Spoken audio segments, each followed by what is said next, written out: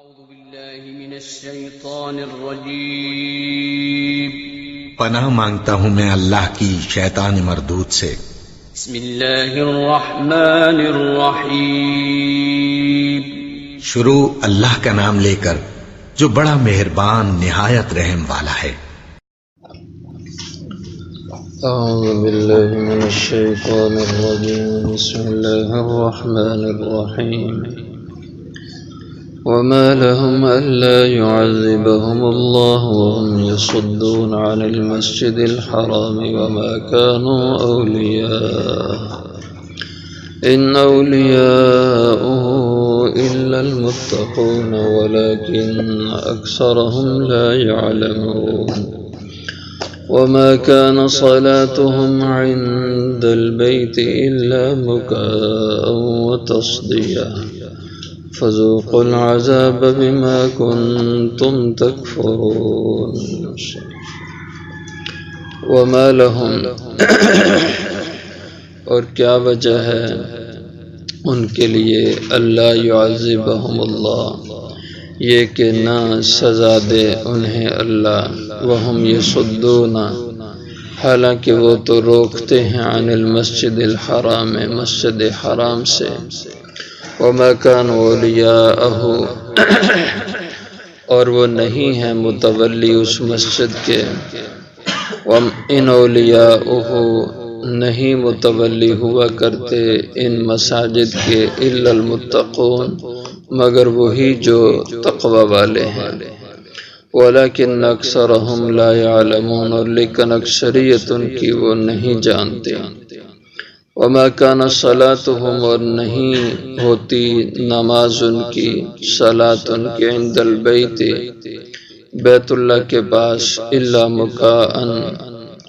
مگر سیٹیاں بجانا و تصلیہ اور تالیاں بجانا فذوقوا العذاب پس چکھو تم اب عذاب کا مزہ بما کنتم تکفرون بوجہ اس کے کہ جو تم کفر کرتے رہے تھے۔ گزشتہ آیتوں میں بیان ہوا کہ یہ جو عذاب مانگتے ہیں کہ ہم اس قرآن کا انکار کرتے ہیں ہم اس کو مانتے نہیں تو پھر ہم پہ عذاب کیوں نہیں آتا، تو اس کے جواب میں فرمایا کہ جب تک اللہ کے نبی موجود ہیں اور تم میں کچھ لوگ استغفار کرنے والے ہیں تب تک تم پہ اللہ کا اجتماعی عذاب نہیں آئے گا۔ اب اللہ تعالیٰ فرماتے ہیں کہ عذاب ان پہ آ کے رہے گا کیونکہ عذاب سے بچاؤ کی ان کے پاس کوئی صورت نہیں ہے اور کوئی وجہ نہیں ہے کہ ان سے عذاب ٹل پائے۔ یہ ایک وقتی چیز ہے کہ حضور کا موجود ہونا اور ان میں کچھ لوگوں کا استغفار کرنا، اور جب یہ وجہ نہیں رہیں گی یہ معنی نہیں رہیں گے تو پھر کوئی وجہ نہیں کہ یہ عذاب کی لپیٹ میں نہ آ جائیں۔ وما لهم اور کیا وجہ ہے ان کے لیے، کیا سبب ہے یا کیا کوئی استحقاق ہے ان کے لیے اللہ يعذبهم اللہ یہ کہ نہیں عذاب دیں گے انہیں اللہ، نہیں سزا دیں گے انہیں اللہ، یعنی ان کی سزا اور عذاب کے اسباب موجود ہیں اور وہ اس طرح ہیں وَهُمْ يَصُدُّونَ عَنِ الْمَسْجِدِ الْحَرَامِ جبکہ یہ لوگ روکتے ہیں عبادت کرنے والوں کو مسجد حرام سے، یعنی جو صحیح اور حقیقی عبادت کرنے والے ہیں یہ ان کے لیے مسجد الحرام میں رکاوٹیں پیدا کرتے ہیں۔ جیسے حضور اکرم صلی اللہ علیہ وسلم 6 ہجری میں ذوالقعدہ میں عمرہ کے لیے مدینہ سے احرام باندھ کے اپنے 1500 کے لگ بھگ صحابہ کے ساتھ تشریف لائے تھے اور حدیبیہ کے مقام پہ آج کل اس کا نام شمیسیہ ہے، مکہ معظمہ کی حدود میں یہ آ چکا ہے اب، تو حدیبیہ کے مقام پہ حضور صلی اللہ علیہ وسلم رکے اور آپ نے ان سے مذاکرات کے لیے لوگوں کو بھیجا کہ ہم عمرہ کرنے آئے ہیں، لڑائی کرنے نہیں آئے، اور ان کے نمائندے بھی آئے، انہوں نے احوال کو دیکھا کہ واقعی یہ لوگ احرام میں ہیں اور ان کی صورتحال لڑائی اور جنگ والی نہیں ہے، لیکن اس کے باوجود ان کے اندر جو ضد و رعنات تھی، انہوں نے حضور کو اس موقع پر عمرہ کی اجازت نہ دی اور کچھ شرائط پہ طے کیا کہ آئندہ سال آپ کو عمرے کی اجازت ہوگی، اور وہ بھی بہت ساری قیود لگائیں۔ تو اس کا ذکر اللہ تعالیٰ نے فرمایا کہ وَهُمْ يَصُدُّونَ عَنِ الْمَسْجِدِ الْحَرَامِ، یہ لوگوں کو مسجد حرام میں عبادت سے روکتے ہیں، اور ان کا دعویٰ یہ رکاوٹ پیدا کرنے کا کہ یہ مسجد کے متولی ہیں، یہ مسجد حرام کی خدمت گزاری کرنے والے ہیں۔ تو فرمایا کہ وَمَا كَانُوا أَوْلِيَاءَ، یہ مسجد کے متولی نہیں ہو سکتے، اس کی وجہ یہ ان اولیاء نہیں متولی اس کے ہو سکتے الا المتقون، مگر وہ لوگ جو تقوی والے ہیں، جو کفر و شرک سے بچنے والے ہیں، چونکہ تقوی کا سب سے ابتدائی جو مفہوم ہے وہ یہ ہے کہ انسان کفر و شرک سے بچنے والا ہو، اور اس کے بعد جتنے احکام الہیہ ہیں ان کو پورا کرنے والا ہو، اور جتنے نواہی ہیں اللہ کی منہیات ہیں جن سے اللہ نے روکا ہے ان سب سے رکنے والا ہو جائے تو یہ آدمی متقی ہے۔ تو فرمایا مسجد حرام کے اور اسی طرح جو دیگر مساجد ہیں، مسجد الحرام کی جو بیٹیاں ہیں جن کا اس سے نسبت ہے،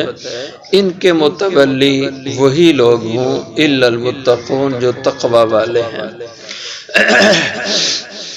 اس لیے فرمایا تم مسجد کے متولی ہے ہی نہیں، تمہیں یہ پھر استحقاق ہی حاصل نہیں ہے کہ تم یہاں عبادت کرنے والوں کے لیے رکاوٹ پیدا کر سکو۔ وَلَكِنْ أَكْثَرَهُمْ لَا يَعْلَمُونَ، اور لیکن اکثر ان کے یہ نہیں جانتے کہ ان کا حق تولیت ہے ہی نہیں، اور ان کا لوگوں کو روکنا یہ سراسر ظلم اور زیادتی ہے۔ اس سے معلوم ہوتا ہے کہ مساجد کی انتظامیہ یہ ایسے لوگوں پہ مشتمل ہونا چاہیے جو لوگ نمازی ہوں، دیندار لوگ ہوں اور تقوی پہ چلنے والے ہوں۔ جن لوگوں کا تعلق ہی دین سے نہ ہو، جیسے عام طور پر ہمارے یہاں ہوتا ہے، مساجد کے متولی اور اس کی انتظامیہ میں کم و بیش زیادہ وہ لوگ ہوتے ہیں جو خود نمازی نہیں ہوتے، مسجد میں آتے ہی نہیں ہیں، بس ایک محلے داری یا برادری کی نسبت سے یا پیسے کی بنیاد پہ وہ لوگ مساجد کے متولی یا ان کی انتظامیہ بن جاتے ہیں۔ شرعاً ایسے لوگ متولی نہیں بن سکتے، اور نہ ان کے لیے گنجائش ہوتی ہے کہ وہ مساجد کا انتظام وغیرہ سنبھال لیں، اس لیے کہ اللہ تعالیٰ فرماتے ہیں مسجد کا متولی وہی ہو الا المتقون، جو لوگ تقوی پہ چلنے والے ہوں، یعنی گناہوں سے بچنے والے ہوں، نیک اعمال کرنے والے ہوں۔ اور اسی طرح جو آدمی مسجد میں آنے سے